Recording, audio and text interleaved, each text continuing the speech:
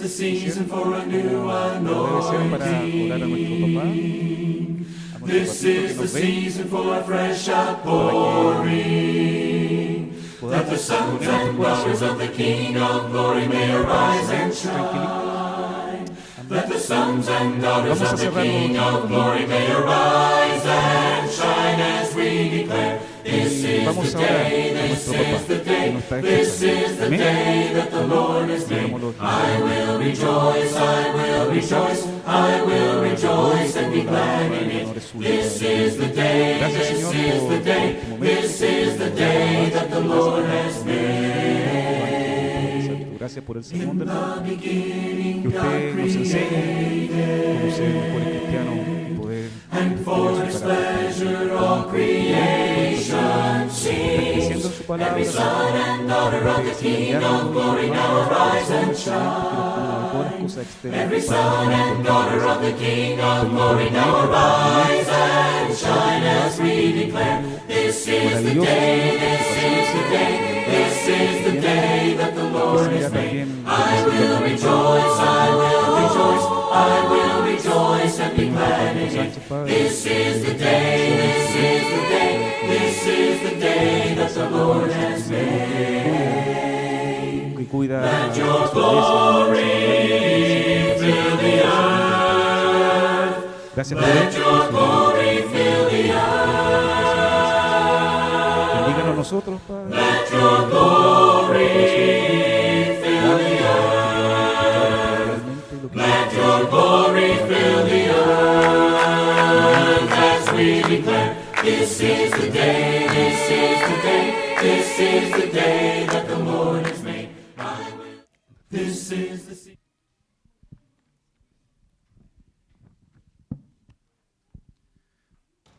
Muy buenas tardes, amados hermanos. Aquellas visitas que nos honran en esta tarde con su presencia, que nuestro buen Dios les esté bendiciendo grandemente. Les invito a abrir sus Biblias y a abrir sus mentes y sus corazones en el Evangelio de Mateo capítulo 5, y en el día de hoy nos corresponde continuar con esta maravillosa y gran enseñanza de nuestro Señor Jesucristo, como es el Sermón de la Montaña, de los versículos 17 al versículo 20. Mateo capítulo 5, versículo 17 al 20. Como hemos dicho, estamos considerando el primer y gran sermón relatado por Mateo aquí en el Evangelio, conocido como el Sermón de la Montaña, un sermón dirigido de parte de Jesús hacia sus apóstoles y también a la gran multitud que lo está escuchando. Y Jesús ha venido a establecer su reino, pero también a través de estas enseñanzas Jesús nos está enseñando cómo ser verdaderos ciudadanos del reino de Dios o del reino de los cielos. Y hemos dicho que esta gran enseñanza comienza con las bienaventuranzas en el capítulo 5, versículos del 3 al 12. Y Jesús nos ha dicho que las bienaventuranzas tienen que ver con nuestra actitud, con nuestro carácter, con nuestra identidad, quién realmente nosotros somos delante de Dios.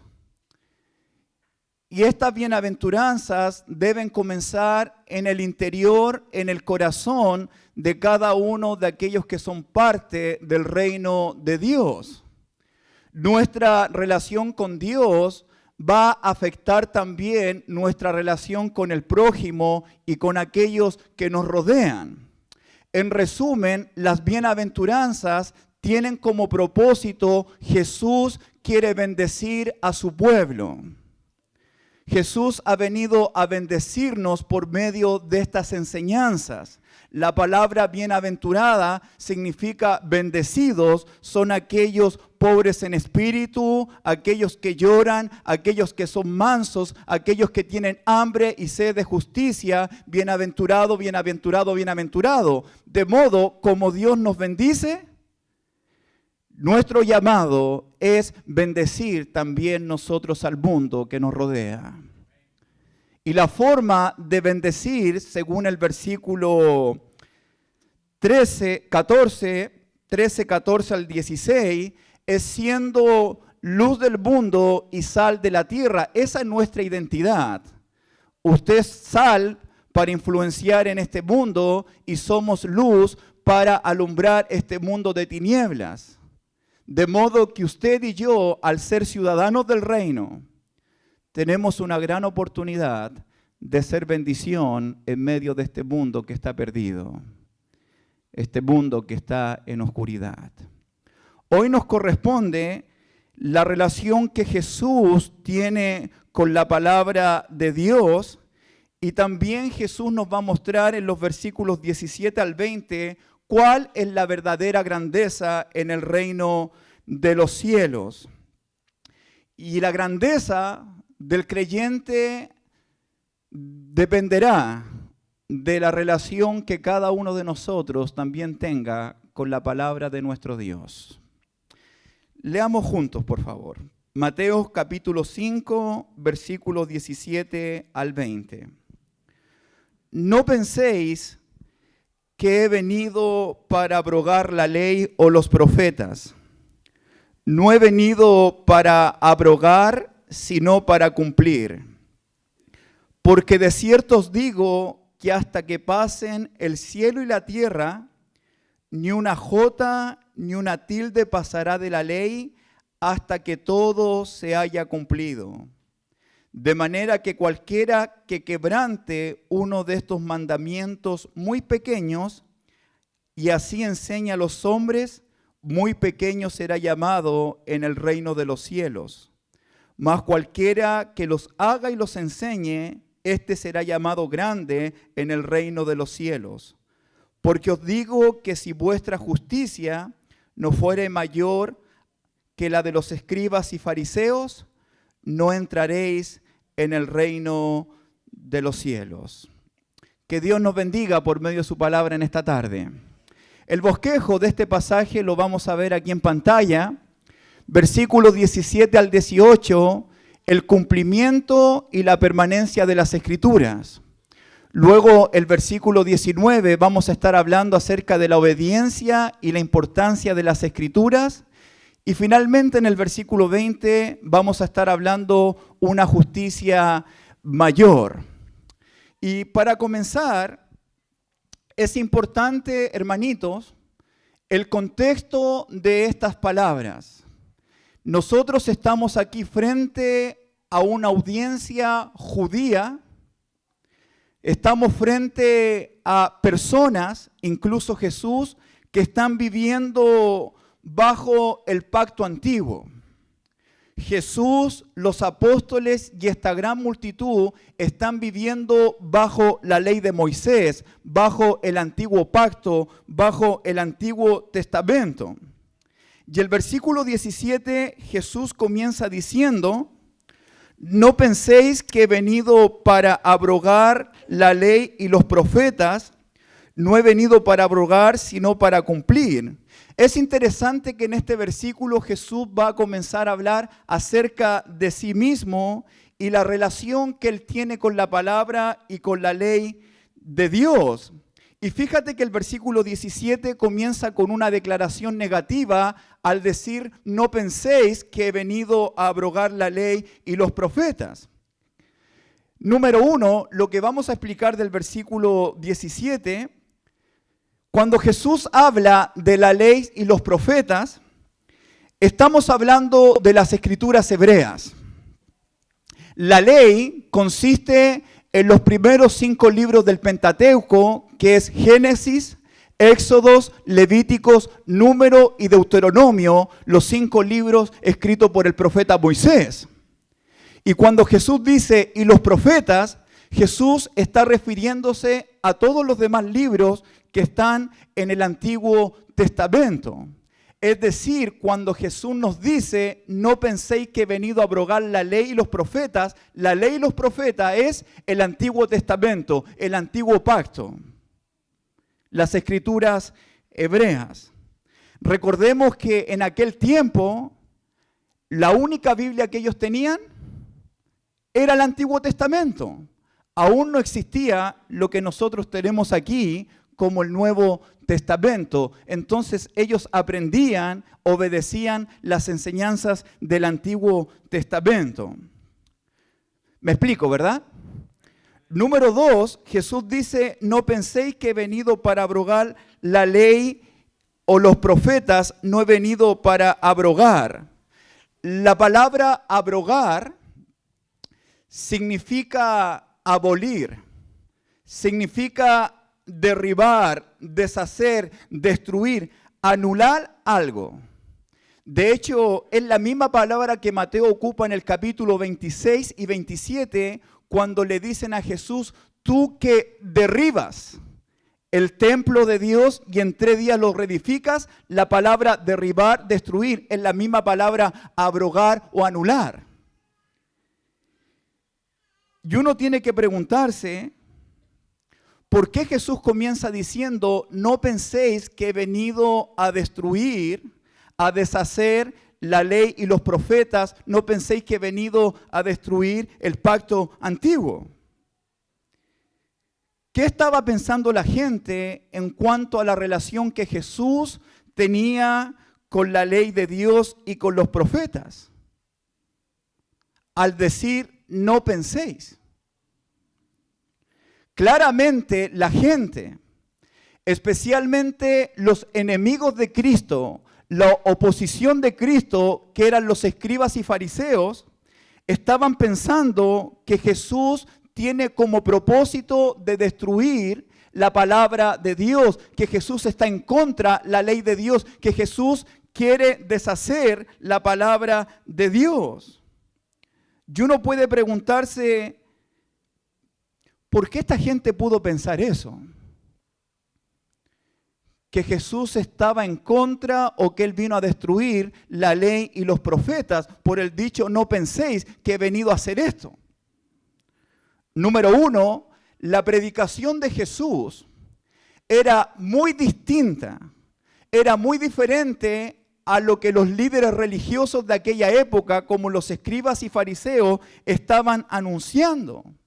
Jesucristo en su ministerio pudo hablar en contra de las tradiciones de estos hombres, del mal entendimiento que estos hombres tenían de las Escrituras. Entonces los escribas y fariseos pensaban que Jesús estaba menospreciando el judaísmo, que Jesús estaba tratando de menospreciar la Biblia, que Jesús ha venido a contradecir el Antiguo Testamento. Jesús en su ministerio despreció y denunció las tradiciones, las reglas externas y legalistas impuestas por los escribas y fariseos. Además, si usted lee los evangelios, puede darse cuenta que Jesús no tuvo ninguna empatía. Jesús no tuvo ninguna empatía con su oposición. Él jamás se hizo amigo de los líderes religiosos de aquella época. Jesús no se hacía amigo ni de los escribas y fariseos. De hecho, Jesús, ¿con quién se juntaba? Jesús se juntaba con todas aquellas personas que los escribas y fariseos excluían y despreciaban. Jesús se hizo amigo de lo despreciado del pueblo. Jesús se hizo amigo de los pecadores, de los publicanos, de los recaudadores de impuestos, de las prostitutas. ¿Por qué? Porque Jesús vino a este mundo a llamar no a justos, sino a pecadores. De modo que los líderes religiosos estaban viendo a Jesús como alguien que se estaba oponiendo y rechazando la palabra del Antiguo Testamento por el mal entendimiento que estos hombres tenían de las Escrituras. De hecho, Jesús y sus apóstoles fueron acusados de desobedecer la ley de Dios. Tengo aquí un PowerPoint para dar dos ejemplos. Vamos, Miguelito, súper bien. Ejemplos de acciones. Si tú lees Mateo capítulo 12, puedes darte cuenta que los escribas, los fariseos, acusaron a Jesús de violar la ley del día sábado cuando Jesús sanó a un hombre con una mano seca. Para los escribas, para los fariseos, eso era algo ilícito. ¿Por qué? Porque ellos estaban más preocupados de la letra que mostrar misericordia a aquellos que lo necesitaban. Y Jesús, siendo el Señor del día sábado, Jesús siendo un hombre misericordioso que vino a servir y dar, está sanando a la gente que está sufriendo. De modo que Jesús fue acusado de quebrantar o de violar la ley al no cumplir lo que estaba pasando aquí el día de reposo. Además, en cuanto a las tradiciones, en Mateo capítulo 15, Jesús fue acusado con sus apóstoles de no guardar las tradiciones del lavamiento, de la purificación, acusándolo a Jesús y a los apóstoles, ¿por qué no se lavan las manos antes de comer? Jesús les dice, ustedes se preocupan de lo físico, de lavarse las manos, de estar limpio por fuera, pero ¿cómo está su corazón delante de Dios? Una vez más, esto trajo mucho disgusto de estas personas pensando que Jesús vino a quebrantar o a oponerse a las leyes del Antiguo Testamento. En cuanto a las enseñanzas, en Marcos 1, versículo 27, la gente decía, ¿qué es esto? ¿Qué nueva doctrina es esta? ¿Con qué autoridad manda uno a los espíritus inmundos y le obedecen? Están escuchando nuevas cosas de parte de Jesús. El Sermón de la Montaña, en el capítulo 7, 28, dice, y cuando terminó Jesús estas palabras, la gente se admiraba de su doctrina porque les enseñaba como quien tiene autoridad y no como los escribas.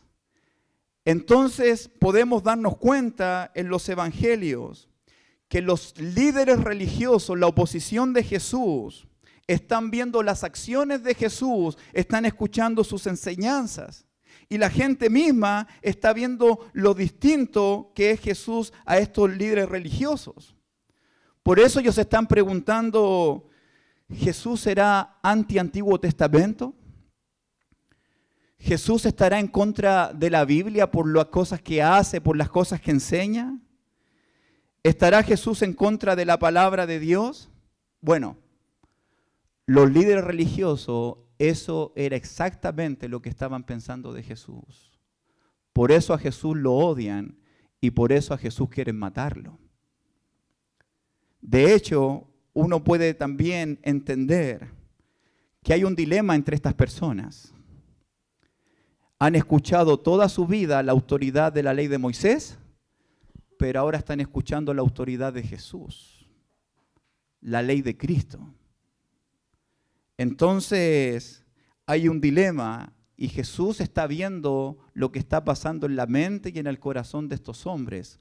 Por eso Él puede decir, no penséis que he venido a abrogar, a destruir la ley y los profetas. ¿Por qué? Porque Jesús es Dios. Y Él sabe lo que la gente piensa. De hecho, Él sabe lo que usted está pensando en estos momentos. Él sabe lo que hay en nuestro corazón en estos momentos. Porque Él es Dios y no hay necesidad que se le diga lo que está pensando el hombre, porque Él sabe qué es lo que hay en el corazón de cada uno de nosotros. Y no es aquí diferente. Él sabe lo que está pasando en la mente y en el corazón de estas personas.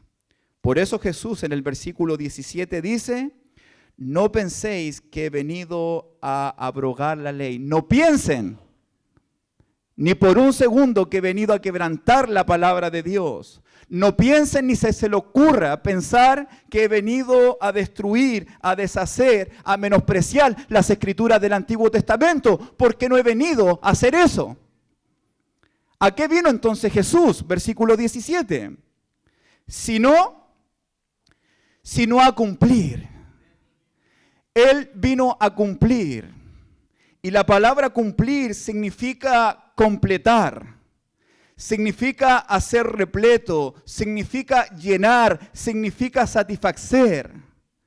Es una palabra que Mateo va a ocupar por lo menos en 10 ocasiones en su evangelio. Cada vez la va a ocupar cuando se va a cumplir un dicho del Antiguo Testamento, pero tratándose de la persona de nuestro Señor y Salvador Jesucristo. No penséis que he venido a abrogar la ley, sino a cumplir. Esta es la pregunta. Póngame atención, este pasaje es el más difícil del Sermón de la Montaña, para que usted sepa. ¿En qué sentido Jesús vino a cumplir la ley y los profetas? ¿En qué sentido Jesús vino a cumplir las escrituras del Antiguo Testamento? No he venido a destruir, sino he venido a cumplir. ¿En qué sentido Jesús viene a cumplir la ley y los profetas? Por lo menos voy a dar 3 respuestas en esta tarde. Número 1, PowerPoint, por favor, Miguelito. Jesús viene a cumplir la ley y los profetas, número 1, en el sentido que Jesús es el cumplimiento de todo lo que se dijo de él en el Antiguo Testamento acerca del Mesías, acerca del Cristo. ¿Me explico? Es decir, que las profecías en el Antiguo Testamento sobre Jesús tenían una predicción hacia el futuro. Lo que decía Moisés como profecía hacia Jesús siempre era mirado hacia el futuro. Lo que dijo Moisés, lo que dijo Isaías, lo que dijo David, lo que dijo Jeremías, lo que dijo Ezequiel, todo una predicción hacia el futuro, acerca del Mesías. Una vez que ocurre esa profecía, la profecía se cumple. Por dar un ejemplo, ¿qué decían las Escrituras acerca del Mesías? Que él nacería de una virgen, ¿verdad? Y Jesús nació de una virgen. Por eso Mateo 1:22 dice, para que la Escritura se cumpliese lo dicho por el Señor por medio del profeta cuando dijo, he aquí una virgen concebirá y dará a luz un hijo y llamará su nombre Emanuel, que significa Dios con nosotros. Todo lo que se dijo cientos de años antes se van cumpliendo en Jesucristo. ¿Qué decían las Escrituras? Que Jesús iba a nacer en un pueblo llamado Belén. Y Jesús nace en Belén. Y cuando se cumple esa escritura se está haciendo realidad. ¿Por qué? Porque Jesús vino a cumplir, vino a hacer el cumplimiento de lo que se dijo de él. De hecho, la última escritura que se cumplió, uno la puede ver en Juan 19, que es algo que se dijo en el Salmo 69. Después que estaba todo consumado, cuando Jesús estaba en la cruz, él dijo para que la escritura se cumpliese, tengo sed. Esa fue la última escritura, profecía, en el Salmo 69, que se iba a cumplir en la persona de Jesús cuando él dijo, tengo sed. Cada palabra, cada profecía respecto al Mesías en el Antiguo Testamento se cumplieron en Jesús. Jesús vino a cumplir lo que el Antiguo Testamento profetizó acerca de él, como el Mesías prometido. Él vino a llevar a su cumplimiento perfecto porque Jesús vino a cumplir lo que se dijo de él en las Escrituras hebreas. Amén, mis hermanitos. ¿Me explico? Si queda con alguna duda, usted me puede escribir sin ningún problema. Pero es importante que podamos todos entender este pasaje. Jesús es el cumplimiento. Número 2.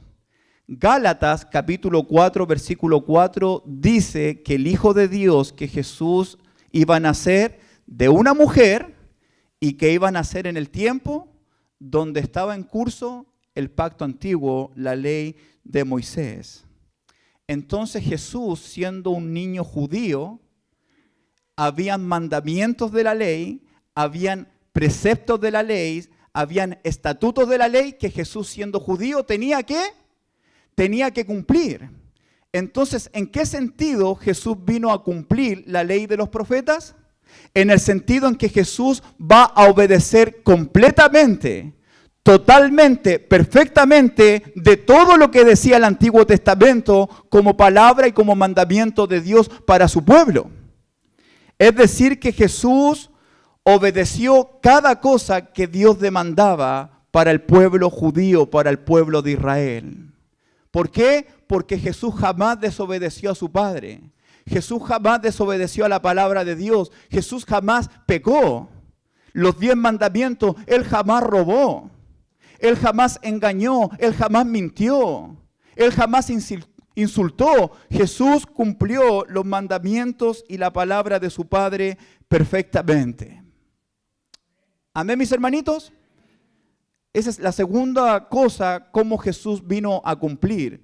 Número 1, siendo Él el cumplimiento de cada cosa que se dijo de Él, pero también obedeciendo a cada mandamiento, porque Jesús nunca pecó.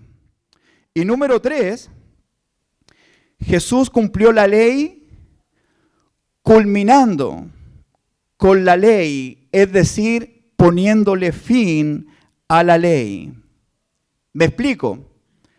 Recordemos que el Antiguo Testamento apuntaba hacia dónde.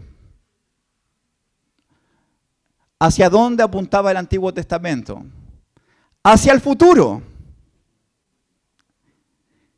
Hacia Jesús.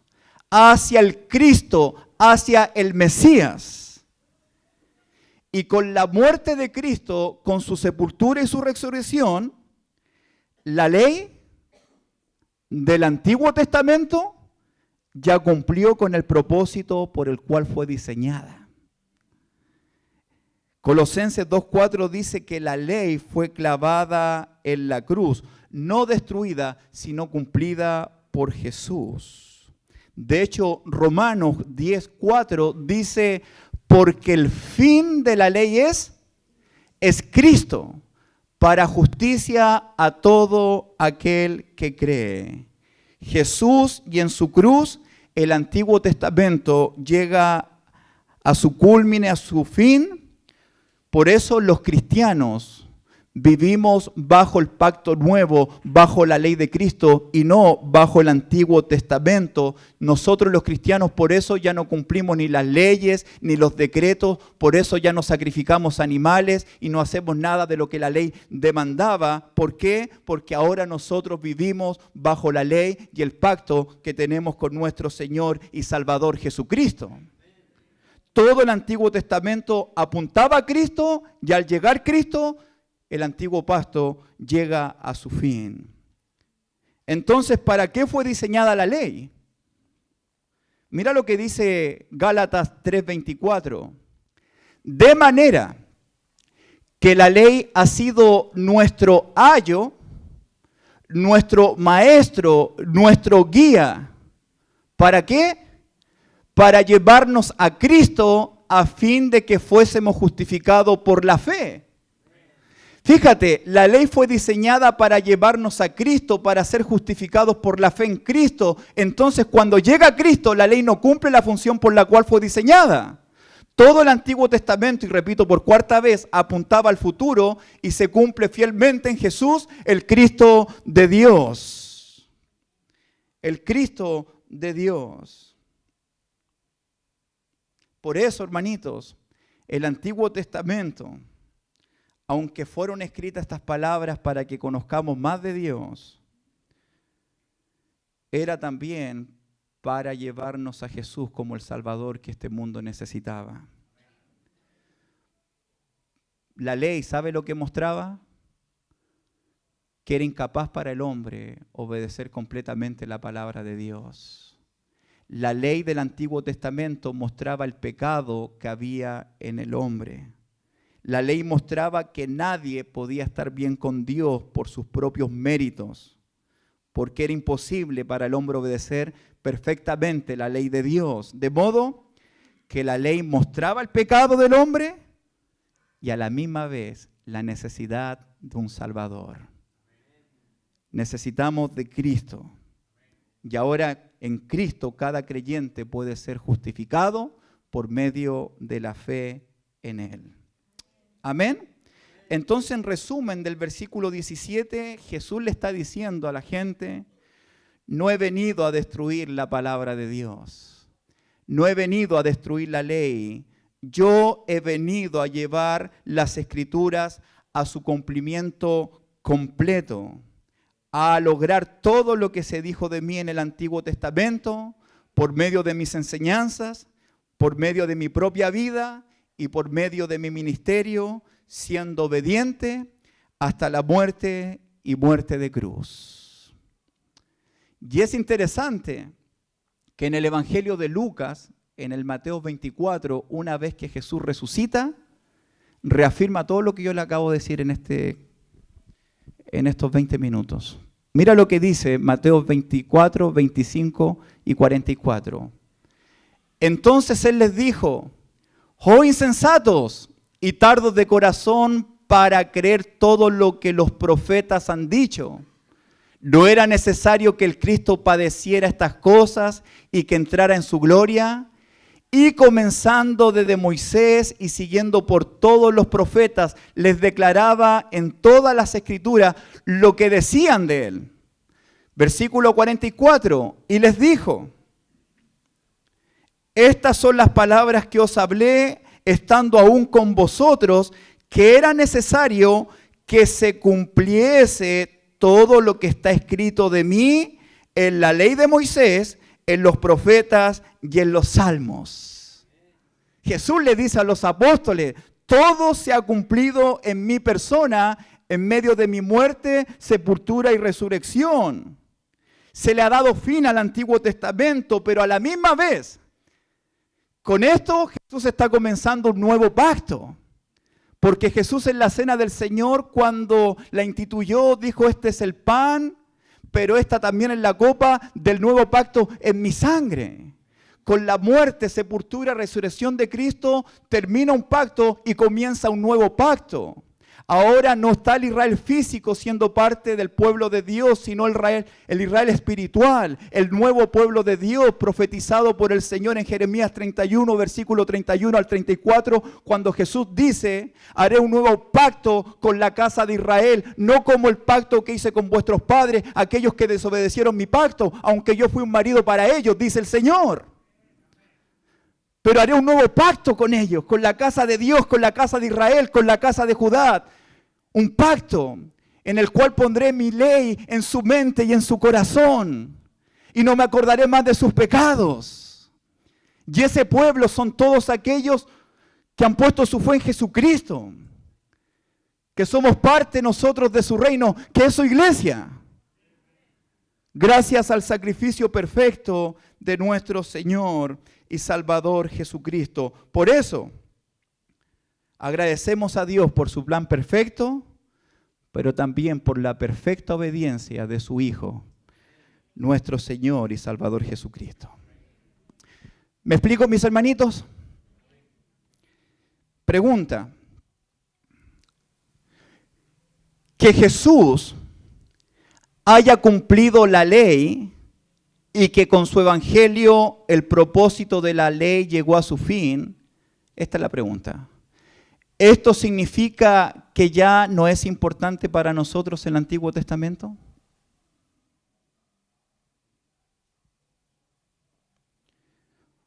Porque ahora vivimos bajo el nuevo pacto, el de Cristo. ¿Eso significa que ya no es importante para nosotros el Antiguo Testamento? ¿Cuál es la respuesta? Por supuesto que no.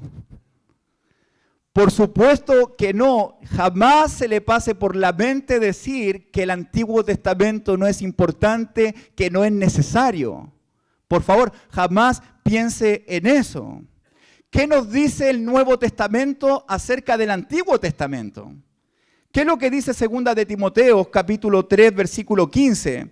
Recuerden que en ese momento aún estaba, lo que tenían ellos era la Biblia del Antiguo Testamento. Mira lo que dice 2 de Timoteo 3, versículo 15 al 17, Pablo hablando con Timoteo.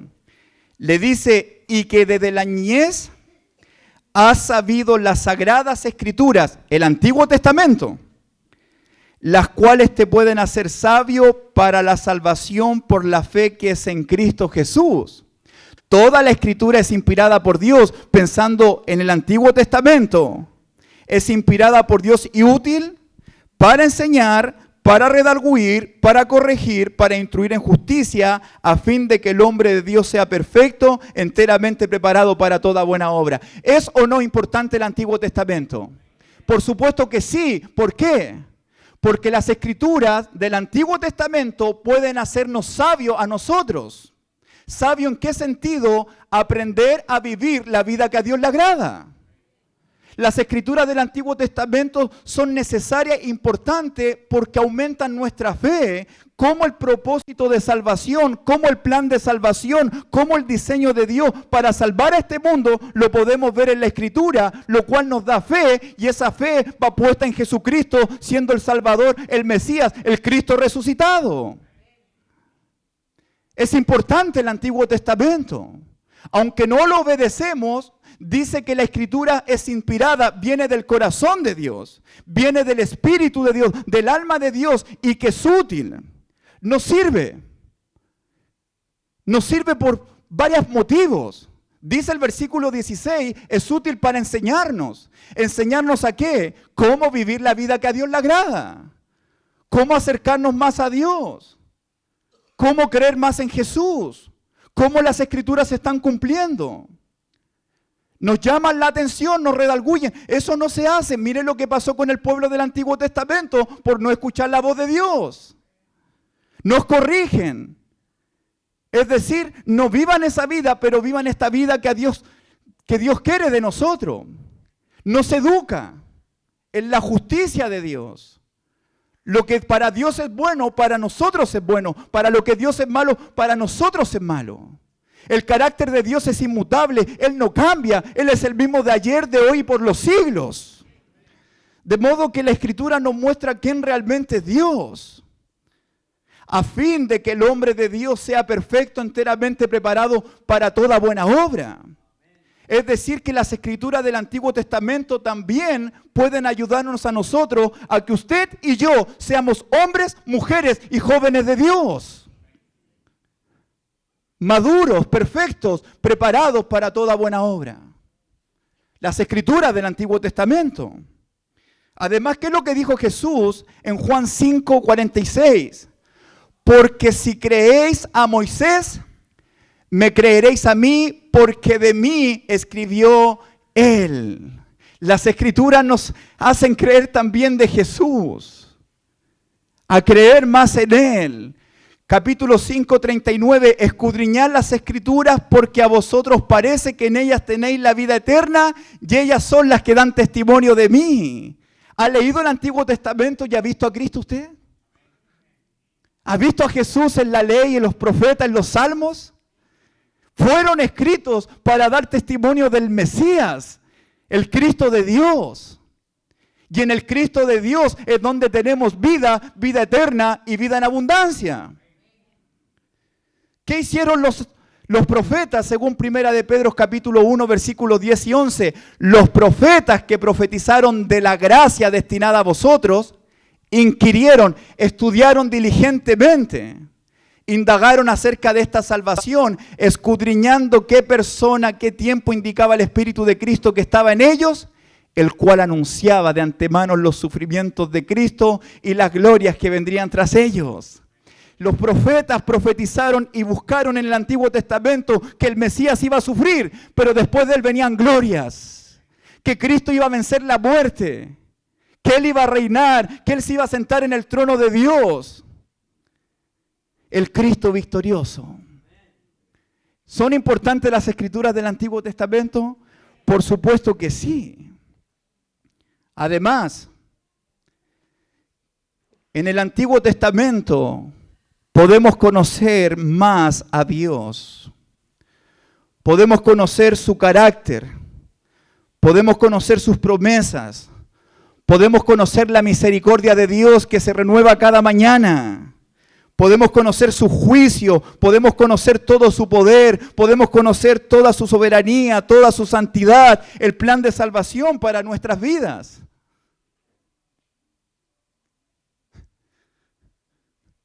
Esto es lo mejor de lo mejor. Esto es lo mejor. ¿Qué nos dice Génesis, por ejemplo, acerca de Dios? Él es el creador de todas las cosas. Él ve todas las cosas. Él hace todo con propósito y todo lo que Dios hace es bueno en gran manera. Él hace todo perfectamente. Cómo el hombre se corrompe, pero cómo Dios da una nueva oportunidad para salvar al hombre. ¿Qué nos enseña Éxodo, por dar un ejemplo acerca de Dios? que Él es el verdadero Dios, que no hay nada imposible para Él, y cómo escucha la oración de su pueblo que sufre y envía gente para rescatar a su pueblo. Gracias, Luchito. Muchas gracias. ¿Qué nos dicen los salmos acerca de Dios? El que habita bajo el abrigo del Altísimo morará bajo la sombra del Omnipotente. ¿Qué nos dice de Dios? Que Él es nuestro refugio, nuestra fortaleza, nuestro pronto auxilio en las tribulaciones, por tanto no temeremos. Proverbios, la sabiduría. En Jonás, ¿qué nos enseña Jonás acerca de Dios? Que Dios es tardo para la ira, grande en misericordia y que con Dios siempre se puede comenzar de nuevo. Y podíamos seguir. La palabra de Dios es viva, la cual nos da vida. Y algo que le decía a algunos hermanos. Nadie puede conocer el Nuevo Testamento bien si no conoce primeramente el Antiguo Testamento. Lo que le decía a algunos amigos el viernes. Cuando se lee solamente el Nuevo Testamento sin considerar el Antiguo Testamento, es como que usted está viendo la segunda parte de una película. No sabe cómo comenzó esto, por qué pasó esto, y nos perdemos en la historia. Tarea, desafío, un consejo: comience a estudiar la Biblia desde Génesis. Haga un plan de estudio y mire las Escrituras, cómo conocer a Dios, su carácter y sus propósitos. No hay nada más útil que la palabra de Dios. No tiene ningún precio, no tiene ningún costo. Está disponible para usted y para mí. No desaproveche el tiempo que Dios le está dando para conocerlo más a Él, para amarlo más y para que nuestra fe siga creciendo en nuestras vidas. Amén, mis hermanitos. ¿Cuánto tiempo llevamos? 42 minutos. Que el Señor les bendiga. Que el Señor nos ayude. Hermanitos, sigamos confiando en Dios, sigamos confiando en su palabra. Por favor, que esta palabra usted la pueda amar, la podamos amar y así podamos seguir viviendo la vida que el Señor le agrada. Si Jesús vino a cumplir su palabra, usted, siendo parte del reino de Dios, viva esta vida también cumpliendo su palabra. Continuamos el próximo domingo.